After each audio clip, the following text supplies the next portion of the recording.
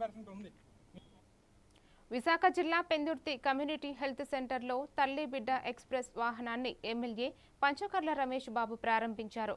తల్లి శిశువుల ఆరోగ్య భద్రతకు కూటమి ప్రభుత్వం పెద్దపీట వేస్తోందని, ప్రభుత్వ ఆసుపత్రుల్లో నాణ్యమైన వైద్య సేవలను మరింత బలోపేతం చేస్తున్నామని ఆయన తెలిపారు. కాన్పు అనంతరం తల్లి శిశువులను సురక్షితంగా ఇంటికి చేర్చడమే ఈ సేవ ప్రధాన లక్ష్యమని పేర్కొన్నారు.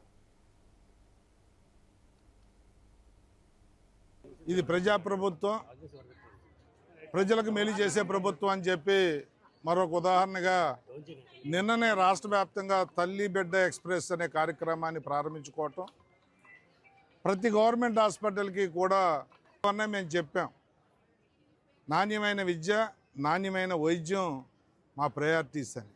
దానిలో భాగంగానే విద్యాశాఖ మంత్రి లోకేష్ గారు విద్య పట్ల, ఆరోగ్య శాఖ మంత్రి గారు ఆరోగ్యం పట్ల ఎంత శ్రద్ధతో పనిచేస్తున్నారో, ముఖ్యమంత్రి గారు, డిప్యూటీ ముఖ్యమంత్రి గారు క్లోజ్ మానిటరింగ్లో బ్రహ్మాండంగా ఈ కార్యక్రమాలు జరుగుతూ ఉన్నాయి. మనస్ఫూర్తిగా వారికి ధన్యవాదాలు తెలియజేస్తా ఉన్నా. ప్రజల్లో బాగోగులు చూసుకునే ఇంటి పెద్ద దిక్కులాగా ఈ ప్రభుత్వం ముందు మా డాక్టర్ల ద్వారా అందుతూ ఉంది. నేను కూడా చాలా ప్రౌడ్గా, గర్వంగా ఫీల్ అవుతూ ఉన్నాను. ఒక ప్రభుత్వ ఆసుపత్రి నుంచి అంత గొప్ప రిపోర్టులు రావడం అనేది మా అందరికీ గర్వకారణం. మా డాక్టర్లు కానీ, మా హాస్పిటల్ కమిటీ సభ్యులను కానీ మనస్ఫూర్తిగా అభినందిస్తూ ఉన్నాను.